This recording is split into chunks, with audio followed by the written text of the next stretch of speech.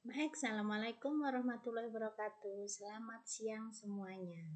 Lagi galau di sini semua dalam melakukan skripsi?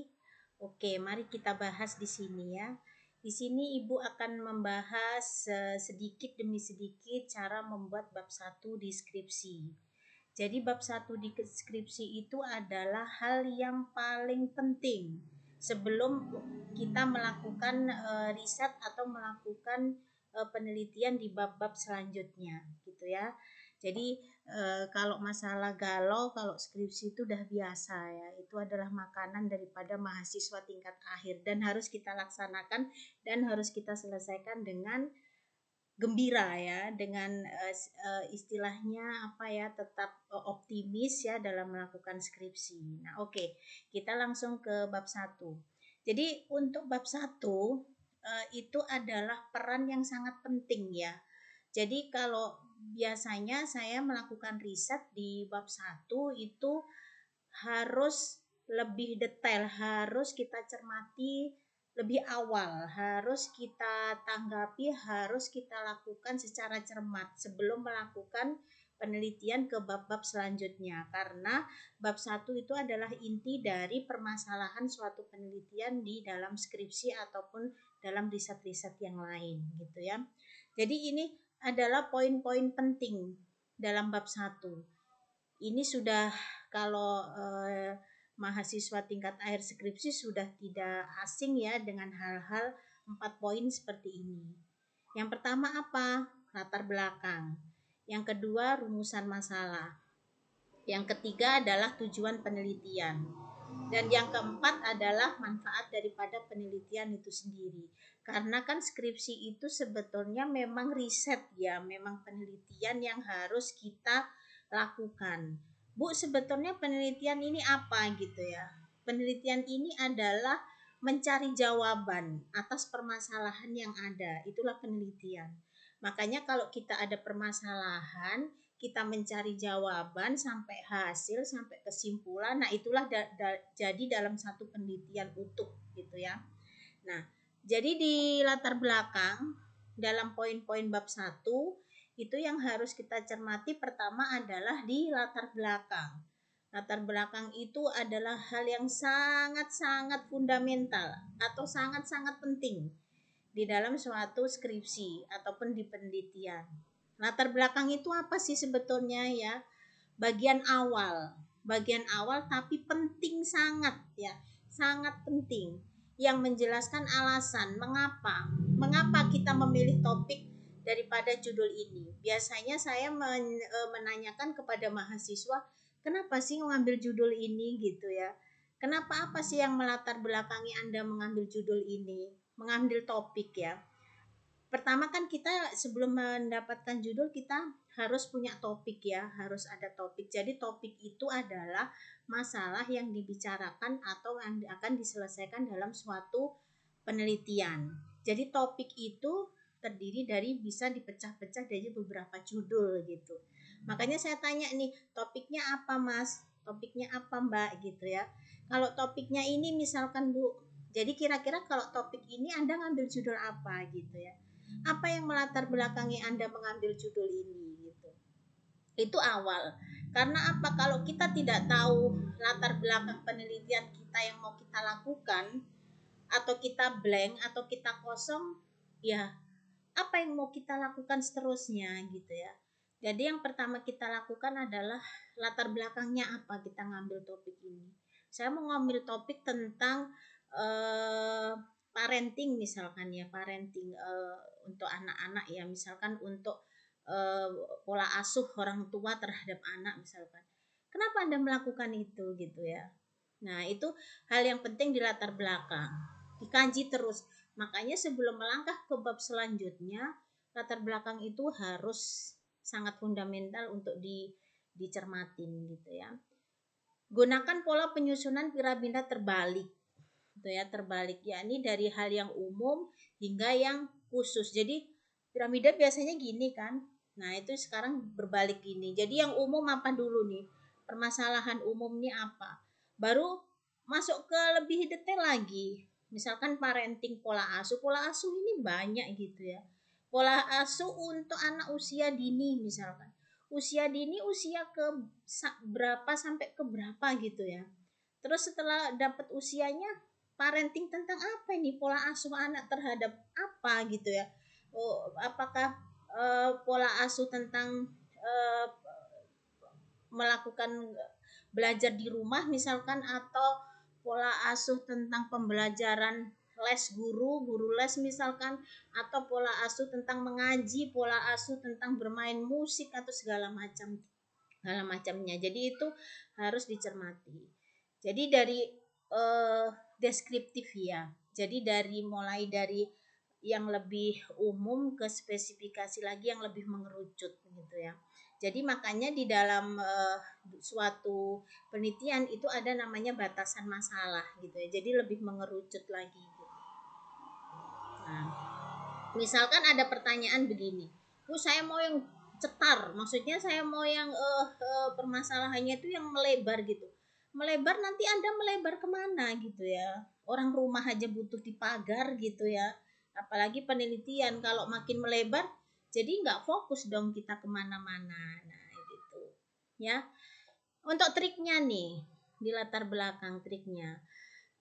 Sebelum kita kan sudah ambil judul nih ya, udah ada topik ya, katakanlah kita sudah punya judul gitu ya. Nanti di slide selanjutnya akan saya paparkan judul penelitian saya ya, untuk bisa dijadikan referensi nanti mungkin ya. Jadi trik pertama itu apa? Kalau kita kalau kita mau membuat latar belakang dalam bab 1 gitu ya. Alasan penelitian itu dilakukan. Jadi alasannya apa itu yang saya paparkan tadi ya. Saya katakan tadi alasannya itu apa Anda melakukan penelitian ini. Kadang mahasiswa gini, TikTok apa ya alasannya. Aku pokoknya itulah gitu, jangan pokoknya gitu ya. Jadi alasan Anda melakukan penelitian ini apa, supaya Anda pun memahami gitu ya. Sampai nanti meja hijau sidang itu Anda memahami penelitian yang Anda lakukan gitu ya. Kalau tidak mengerti alasannya apa ya, apa kita mau jawab gitu ya. Sementara kita melakukan penelitian itu bab gitu ya sampai hasil. Tapi kalau kita nggak ngerti alasan penelitiannya ya susah gitu ya. Yang kedua adalah masalah yang terjadi. Udah ada alasannya, misalkan alasannya saya suka ini Bu, metode ini gitu. Hanya itukah gitu ya. Saya suka metode AHP misalkan, Analytical Hierarchy Process. Karena saya suka itu loh Bu alasannya. Makanya saya mengambil sistem pendukung keputusan pemilihan dosen terbaik misalkan gitu. Terus masalahnya apa gitu ya. Anda punya alasan tapi masalahnya apa? Masalahnya apa ya Bu? Gak ada masalah gitu. Dosennya baik-baik aja lah. Kenapa dibuatkan ini pendukung keputusan dosen terbaik gitu di kampus Anda misalkan itu? Ya masalahnya apa? Nah itu dicari gitu ya, masalahnya apa gitu. Kenapa Anda mesti membuat penelitian tentang sistem pendukung keputusan eh, pemilihan dosen terbaik? Oh Bu, banyak masalah. Setelah saya kaji, saya melakukan observasi, saya melakukan wawancara gitu ya, sedikit banyaknya memberikan kampus memberikan informasi bahwa apa ya, untuk pemilihan dosen itu tidak objektif misalkan karena kedekatan dengan mungkin wakil rektor gitu ya, jadinya oh jadi nomor satu dong dosennya bernama XX misalkan gitu. Jadi menghindari hal-hal seperti itu masalah gitu ya di kampus itu gitu, dan harus kita angkat. Nah itu boleh ya. Baru yang ketiga kok itu tadi, kondisi nyata di lapangan, terseret lagi di lapangan itu apa gitu ya. Di lapangan yang sering terjadi ini apa, fenomena yang terjadi di sini apa. Misalkan Bapak Presiden nih mencanangkan ya itu beberapa program-program prioritas, termasuk tentang pangan ya, tentang energi baru terbarukan, misalkan tentang industri manufaktur gitu ya. Jadi itu kondisi yang nyata di lapangan. Di industri manufaktur itu begini mesin produksinya. Oh, kita angkat ya, ada masalah gitu ya di situ. Jadi alasannya ini ya. gitu ya. Jadi harus tahu kondisi lapangan. Oh, sekarang Bapak Wakil Presiden mencanangkan ini stunting. Memang kondisi di lapangan stunting itu banyak gitu ya. Jadi harus misalkan masalahnya banyak gitu. Kenapa dia stunting gitu ya? Dari hamil ibunya itu sudah harus diketahui stunting, tapi belum banyak terangkat gitu ya masalah-masalahnya. Boleh itu dari kondisi lapangan. Baru setelah Anda tahu kondisi semua, alasan, masalah, semuanya ya tentang kondisi di lapangan gitu ya. Solusi yang Anda tawarkan apa? Gitu ya. Solusi yang Anda tawarkan apa? Kalau solusi yang Anda tawarkan misalkan, makanya Bu, saya mau membuat sistem pendukung keputusan dosen terbaik. Karena Bu, di lapangannya yang begini rupanya jadi dosen terbaik misalkan gitu. Oh iya iya, solusinya itu gitu. Terus habis itu Anda memberikan solusi itu berupa apa gitu ya. Saya mau berupa aplikasi Bu gitu. Aplikasinya berbasis Android nih. Oh oke gitu ya.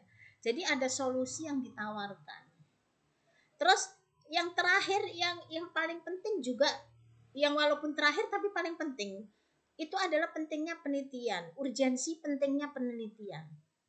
Gini, misalkan ya ada pemilihan dosen terbaik itu tadi ya, kita masih ke pemilihan dosen terbaik, tetapi Anda mau buat aplikasi ya berbasis Android lah, dengan metode atau algoritma AHP lah yang sedemikian rupa, baru dikemas dalam suatu program, dikemas lagi dalam berbasis Android misalnya. Terus kita tanya nih, datanya berapa sih dosennya gitu ya. Dosen di kampus yang mau kita buat riset itu Bu 15. 15 gitu ya. Maksud saya gitu. Pentingnya penelitian ini apa? 15. 15 ini seberapa pentingkah 15 ini dibuatkan aplikasi, dibuatkan berbasis Android, diolah dengan algoritma gitu ya. Itu harus dikaji lagi. Contohnya gini, ada semut ini Anda ya. Nemu semut gitu ya. Semutnya itu nanti lewat, mau Anda matikan. Nah, Anda mau matikan semut itu pakai parang atau pakai tang yang gede gitu ya, yang gede, bam untuk matikan gitu. Terus sementara pakai kuku aja bisa gitu ya, pakai kuku aja bisa dik gitu. Mesti kali Anda pakai parang gitu ya. Masalah si semut ini tadi gitu. Nah, begitulah penelitian. Jadi seberapa besar, seberapa berdampak ini ya, seberapa penting penelitian ini, itu perlu ya. Bukan hanya ada masalah, alasannya apa, baru kita olah begini, baru kita tawarkan solusi, kita olah begini. Terus gini, ini yang kita olah ini berapa datanya? 15. 15 mengapa pakai program sedemikian rupa, algoritma sedemikian rupa, sementara pakai Excel sudah bisa. Misalkan yang menang juga yang mungkin nomor 1 Pak Ritonga, Pak Siregar misalkan gitu ya. Nah, udah selesai gitu ya. Jadi kita harus tahu dampak pentingnya penelitian ini gitu ya. Dampaknya apa, urgensinya itu apa gitu ya. Nah, itu yang terpenting. Makanya 5 poin ini mungkin bisa dijadikan referensi ya. Jadi 5-5 ini dapat gitu di dalam bab 1 Anda, di dalam penelitian Anda gitu. Baru yang selanjutnya untuk menyusun latar belakang ya, ini ada beberapa poin memang di beberapa referensi sudah banyak dipaparkan ya tentang bagaimana kita menyusun latar belakang ya. Ini adalah poin-poin penting yang saya paparkan. Yang pertama itu penjelasan umum topik. Mulai dari pembahasan luas seperti piramida tadi ya. Jadi fenomenanya tuh luas dulu kita ceritakan. Nah, perkembangan teknologi, sistem informasi, kebetulan saya di ilmu komputer ya, di teknik informatika, sistem informasi dan serumpunnya. Makanya ini saya buat topik penelitiannya yang saya contohkan adalah di bidang teknologi informasi dan komunikasi TIK-nya. Jadi ini contoh perkembangan teknologi sistem informasi, optimasi dan segala macam ini semakin pesat. menurut BPS teknologi informasi ini begini misalkan gitu ya. Itu dipaparkan dari mulai topik umum. Baru masalah yang terjadi pada kampus atau gitu pada provinsi Sumatera Utara ternyata gitu ya. Jadi makin mengerucut lagi. Jelaskan kendalanya atau gap itu celah. Celah ya. Jadi celah itu adalah kita kan mau buat penelitian nih. Penelitian ini supaya mempunyai baru atau novelty atau keterbaruan di penelitian ini harus ada celah. Celahnya apa? Gimana caranya membandingkan dengan kondisi jurnal atau penelitian atau observasi dari penelitian sebelumnya gitu ya. Misalkan gini, di penelitian sebelumnya itu sudah banyak tentang GIS gitu ya. GIS, tapi di penelitian yang saya ini, studi kasusnya di sini, GIS-nya itu yang seperti ini gitu ya. GIS-nya itu saya kembangkan untuk daerah rawan banjir yang terdampak misalkan di Sumatera Utara gitu. Jadi ada celah. Makanya penelitian itu berkembang.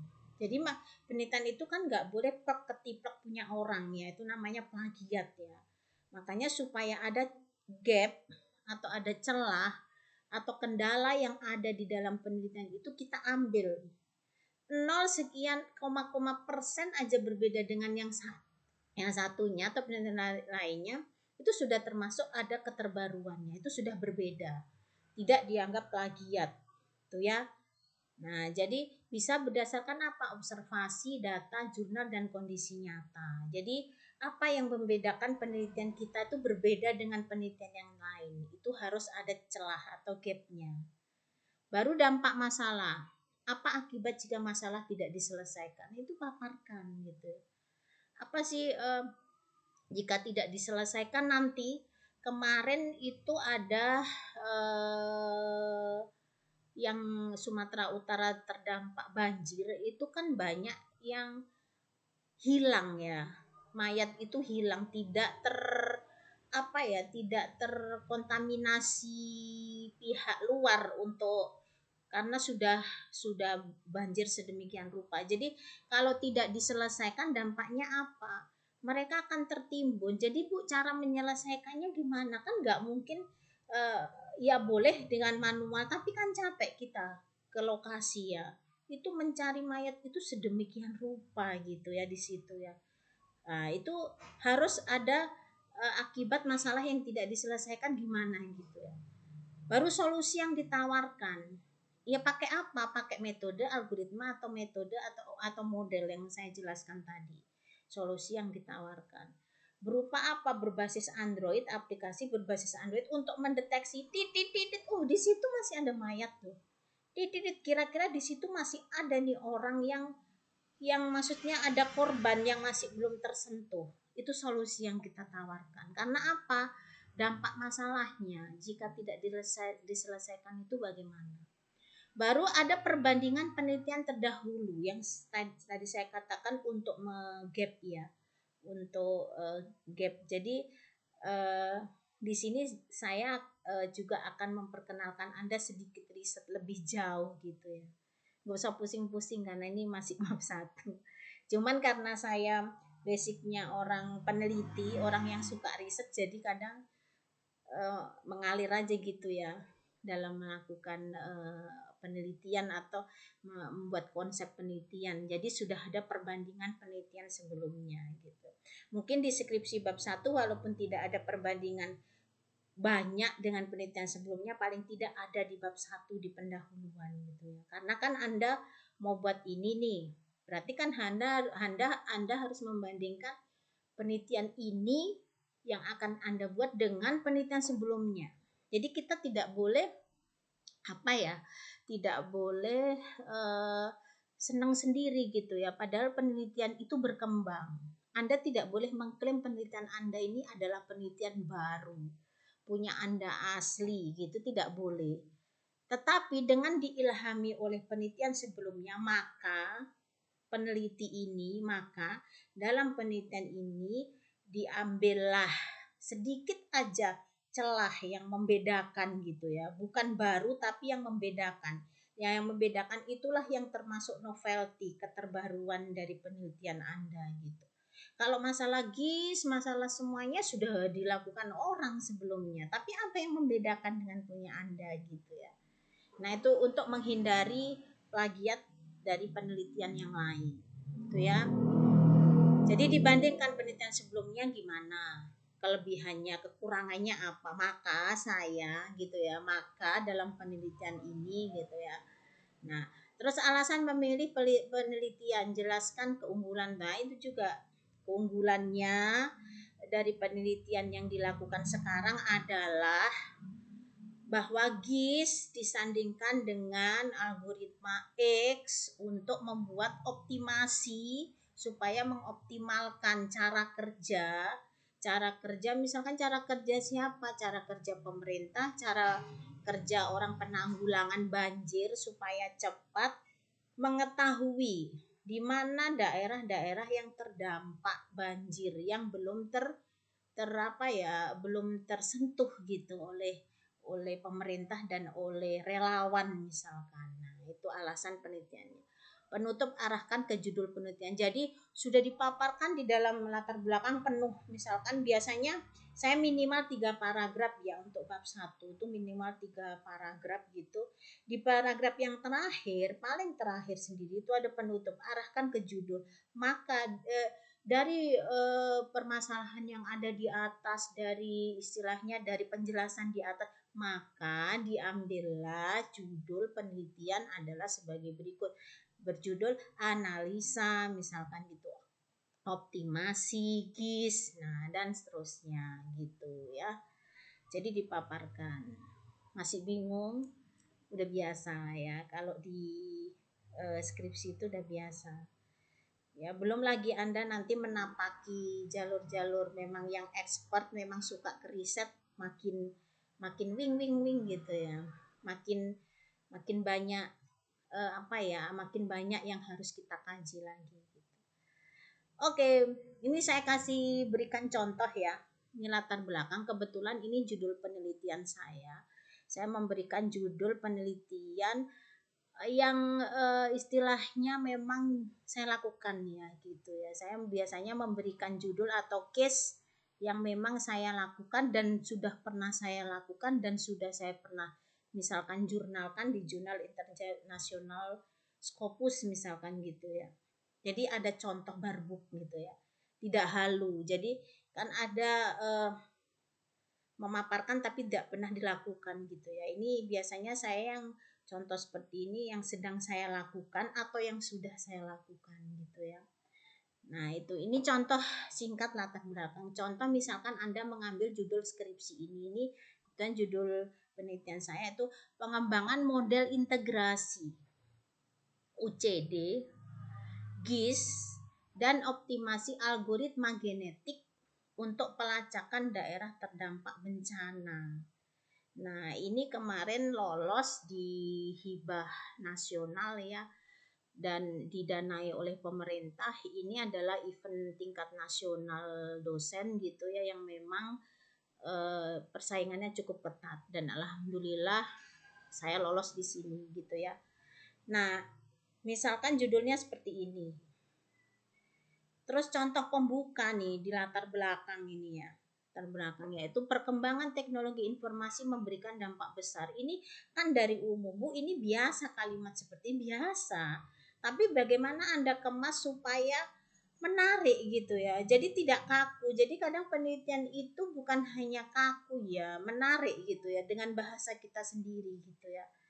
Nah, pengolahan data spasial dan pengambilan keputusan pada penanganan bencana.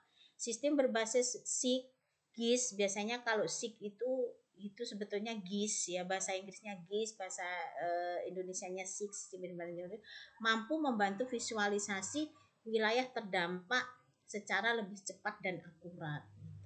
Namun dalam implementasinya ini paragraf pertama ya biasanya masih ditemukan kendala dalam menentukan jalur dan lokasi prioritas penanganan bencana secara optimal. Jadi ini yang saya katakan kenapa saya membuat judul ini di bab 1 juga saya paparkan bahwa ini adalah urgent.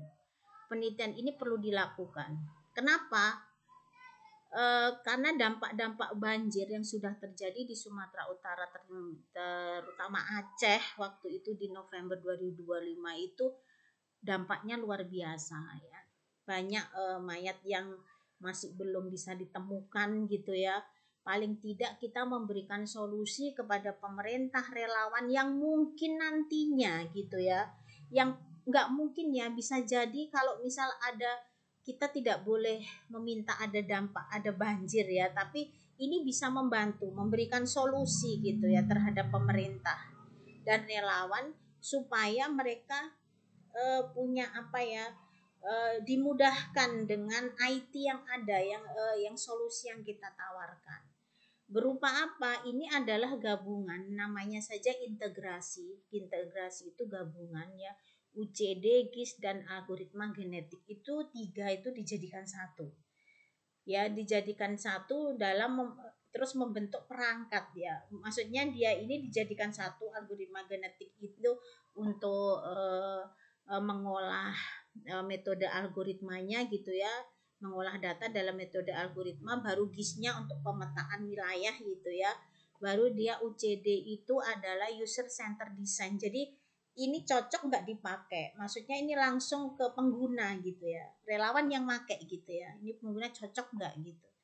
Ini dikemas dalam satu penelitian dan membentuk aplikasi berbasis mobile tuh ya. Jadi nanti mirip Gojek, akan terlihat di mana titik yang memang harus kita langsung ke sana gitu ya. Paling tidak membantu, tidak secara manual melacak berjalan sendiri kita ya gitu ya. Paling tidak ada gitu mirip GPS gitu ya, tapi kita pakai juga ada algoritma genetik. Jadi kita begitulah kita ya memaparkan. Pembukanya seperti itu. Jadi kalau misalkan riset ini di bab 1 ini seperti ini, mungkin dosen pembimbingnya wah apa ini ya, tertarik gitu ya. Ini cocok ya, tapi dengan kata lain Anda juga harus belajar terlebih dahulu ya, melakukan riset, membaca jurnal gitu, tidak serta-merta langsung tiba-tiba ujuk-ujuk datang jadi judul gitu, enggak seperti itu ya, kita melakukan riset sebelumnya ya. Jadi seperti itulah membuat bab 1 di latar belakang di bab 1 gitu. Apalagi nanti kalau misal skripsi Anda ini cocok dan nanti bisa di lomba, di event kan. Nah, itu mantap gitu ya. Nah, oke, jangan bingung-bingung ya. Ini contoh ya. Jadi nanti sampai ke belakang nanti tetap saya menggunakan contoh judul ini. Gitu ya. Jadi ini adalah mungkin paragraf pertama, contoh pembuka sebelum diawali sebelum apa ya, dipaparkan lebih kerucut lagi ya. Ini kan masih umum ya, mengerucut lagi. Nanti di paragraf yang kedua di Sumatera Utara berdampak banjir dan bla bla bla bla. Di penelitian sebelumnya gitu ya dipaparkan gitu. Bercerita di situ. Penelitian sebelumnya tentang GIS sudah pernah dilakukan, namun itulah ya ada yang tadi kekurangannya di sini. Nah, ini bisa dipaparkan ya. Oke, di sini kita masuk rumusan masalah. Bu, kok tambah pusing ya? Biasa itu ya. Kalau nggak pusing berarti nggak skripsi ya. Kalau nggak mau pusing nggak usah skripsi gitu ya. Tapi kan ini wajib ya. Dan ini tantangan ya. Poin penting di rumusan masalah nih. Rumusan masalah adalah kristalisasi, kristal. Maksudnya kristalisasi. Jadi itu menggumpal jadi satu makna ya. Satu makna tetesan kristal itu yang perlu gitu ya dari masalah yang Anda uraikan di latar belakang. Udah ada masalahnya, udah ada metode yang dilakukan. Bagian ini harus spesifik berfokus pada inti masalah. Jadi masalahnya ini, masalah ini. Terus saya mau buat rumusan. Jadi rumusan tuh kemasan gitu ya, kemasan ya. Kemasan apa ya? Kemasan merumuskan apa sih sebetulnya yang terjadi gitu ya. Dari apa? Dari kristalisasi atau masalah yang sudah diterapkan di latar belakang tadi. Fungsinya untuk apa? Berisi pertanyaan penelitian yang ingin dijawab. Penelitiannya sudah, masalah penelitiannya sudah ada. Terus apa sih pertanyaan yang muncul dari permasalahan ini, dari permasalahan atau masalah penelitian ini? Yang seterusnya adalah bentuk umumnya. Gunakan kalimat tanya. Jadi udah ada latar belakang, nanti yang nomor 1 latar belakang gitu ya. Misalkan bab 1 pendahuluan, baru 1.1 latar belakang. Wes dijabarkan semua bam. Sudah baru 1.2 rumusan masalah. Gunakan kalimat tanya. Bagaimana, sejauh mana, apakah, betulkah, misalkan ada beberapa pertanyaan. Tapi Bu, saya pernah menjumpai rumusan masalah itu tidak ada kalimat tanya. Langsung merumuskan masalah adalah mengembangkan ini boleh ya. Tidak menutup kemungkinan seperti itu gitu. Tetapi kebanyakan dari beberapa riset yang dilakukan itu adalah menggunakan kalimat tanya supaya lebih enak gitu ya kalimat tanya ya. Bagaimana? Nah, ini jawabannya ini. Sejauh mana? Sejauh ini, Bu. Apakah ini? Contoh. Bagaimana mengembangkan model integrasi? Judulnya tetap ini ya, saya pakai ya. Judulnya. Jadi tepat ini pakai. Baru terus bagaimana mengembangkan model integrasi GIS dan algoritma genetik untuk pelacakan daerah terdampak.